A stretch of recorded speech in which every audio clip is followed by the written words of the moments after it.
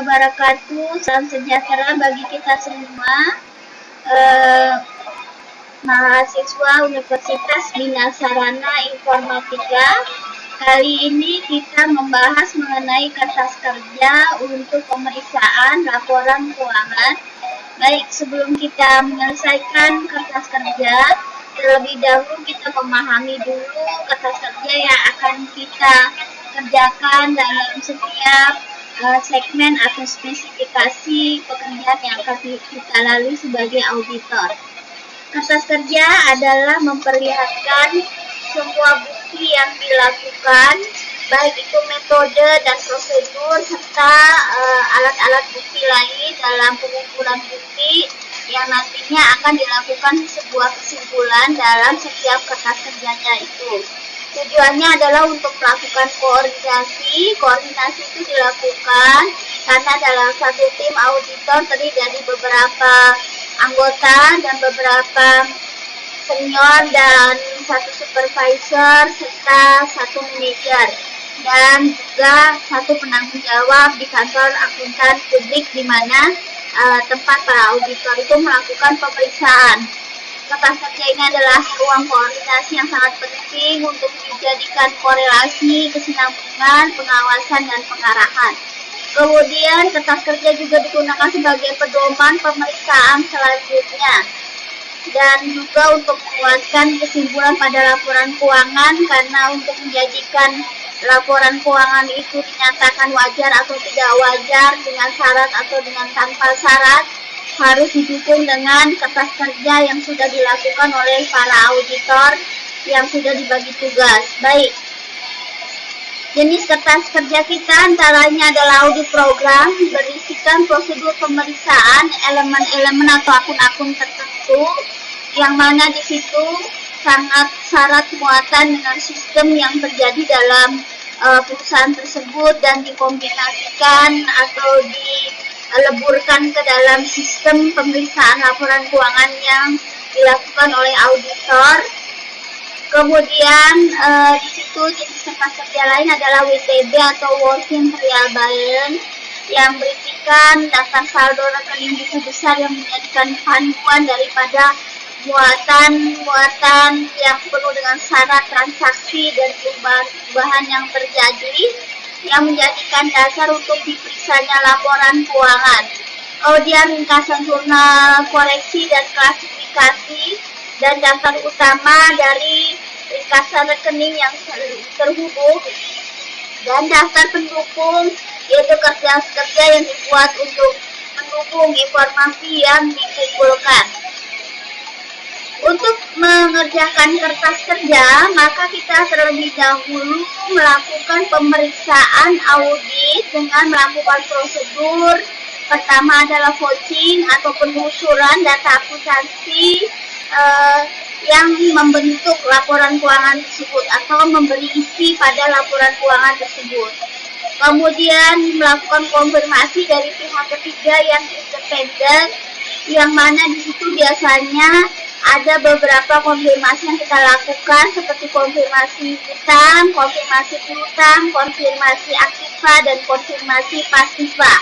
Yang ketiga, kita melakukan observasi pengamatan aktivitas yang mana di situ akan sangat membutuhkan kecermatan di ruang kerja yang ada di perusahaan berkaitan dengan alat yang digunakan, sistem informasi yang dipakai, kemudian sistem kerja yang diberlakukan di setiap divisi, di setiap kantor pusat dengan cabang, di setiap ibu perusahaan dengan anak perusahaan, dan sebagainya. Nah, lintas batas daripada ruang kerja itu tentunya juga menyentuh yang namanya teknologi informasi komputer, di mana di ruang digitaling dan juga di ruang klasifikasi yang berkaitan dengan internet itu menjadikan sesuatu yang menjadi pengamatan juga bagi para auditor untuk bisa mengurai daripada transaksi yang bisa menjadikan sebuah bukti adanya temuan. Kemudian dilakukan wawancara atau interview, di mana dilakukan untuk setiap auditor yang memenuhi daripada akun yang harus dipertanyakan ruangnya secara luas melalui pihak internal perusahaan yang menjadikan dasar untuk kita bisa mendatangi beliau-beliau ini untuk ditanyakan sepanjang apa pengetahuan mereka, sebatas apa otoritas mereka, dan sebagainya. Kemudian pengumpulan bukti pendukung dari pencatatan akuntansi dan juga dilakukan scanning penelaah secara cepat terhadap dokumen yang biasanya dilakukan oleh para auditor senior yang sangat berpengalaman atau cukup lama menangani klien tersebut, sehingga ruang batas pengetahuannya lebih luas, lebih mengetahui terhadap perusahaan atau jenis bidang yang diaudit tersebut. Kemudian yang kedelapan adalah berkaitan dengan perhitungan dan rekonsiliasi, di mana perhitungan dan rekonsiliasi adalah bagian daripada yang selalu kita temui di setiap aktivitas dan juga transaksi ekonomi yang berkaitan dengan nilai sumber daya dan nilai mata uang. Baik, untuk pengumpulan bukti tersebut kita sudah melakukan yang namanya prosedur audit. Nah, setelah itu kita juga harus memahami bagaimana ukuran sampel yang dilakukan untuk bisa mengumpulkan bukti. Di situ banyak sekali pertimbangan yang harus kita lakukan, termasuk ruang lingkup dan multi kompleks daripada transaksi yang terjadi dalam sebuah akun, di mana di situ kita harus melihat komposisi daripada ruang kerja yang ada di perusahaan, kemudian juga berkaitan dengan tingkat kesulitan yang berkaitan dengan transaksi tersebut, atau tingkat signifikasi sering atau tidaknya transaksi itu terjadi dan sebagainya.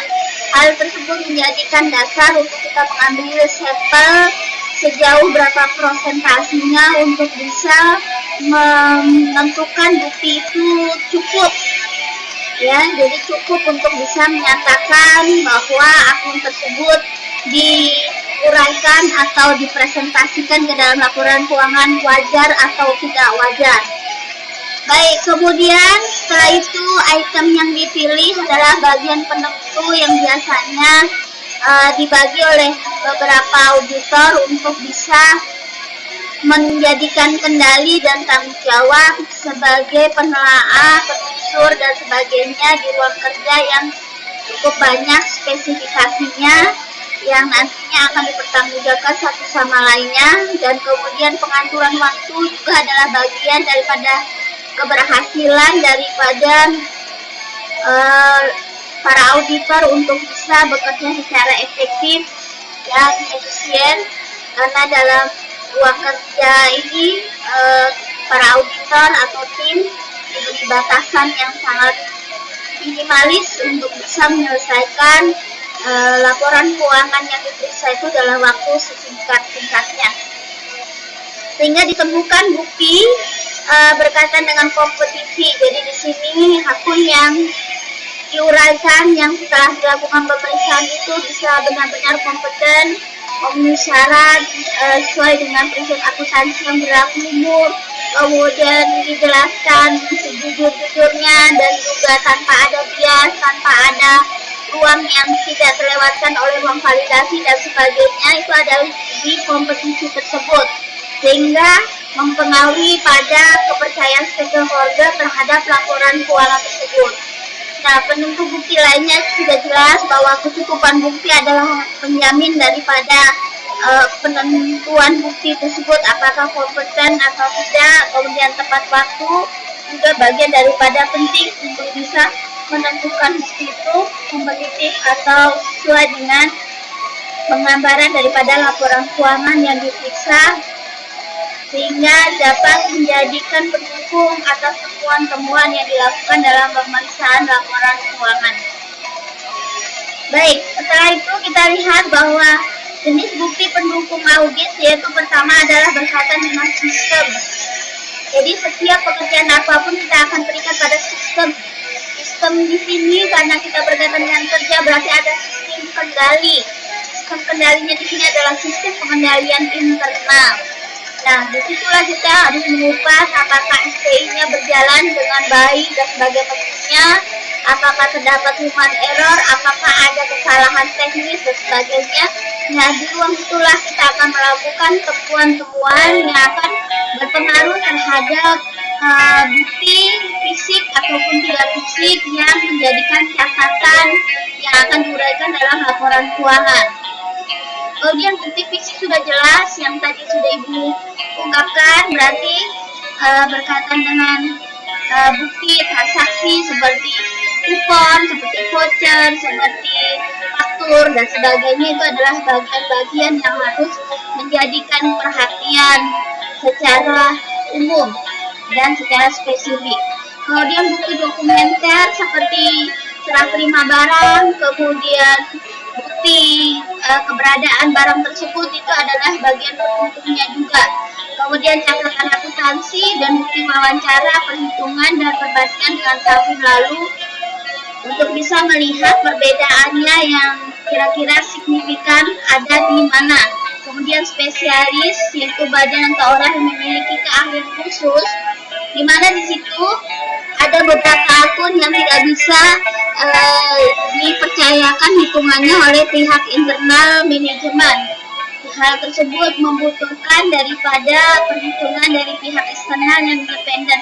Contohnya adalah perhitungan tunjangan hari tua, di mana di situ dibutuhkan pihak ketiga seperti aktuaris untuk bisa menghitung secara clear, jelas bahwa perhitungan yang menjadi hak daripada karyawan itu sesuai dan yang menjadi kewajiban daripada perusahaan itu sesuai.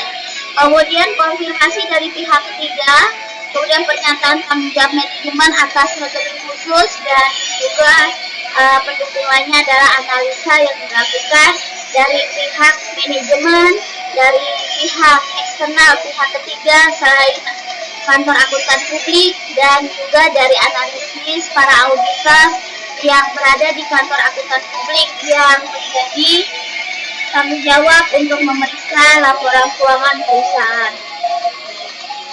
Baik, demikian tentang kerja yang akan kita telaah. Jadi definisinya sudah jelas. Semoga bermanfaat sebelum kita melakukan perhitungan beberapa akun dan melakukan prosedur pemeriksaan laporan keuangan yang cukup sederhana untuk program diploma. Terima kasih. Wassalamualaikum warahmatullahi wabarakatuh.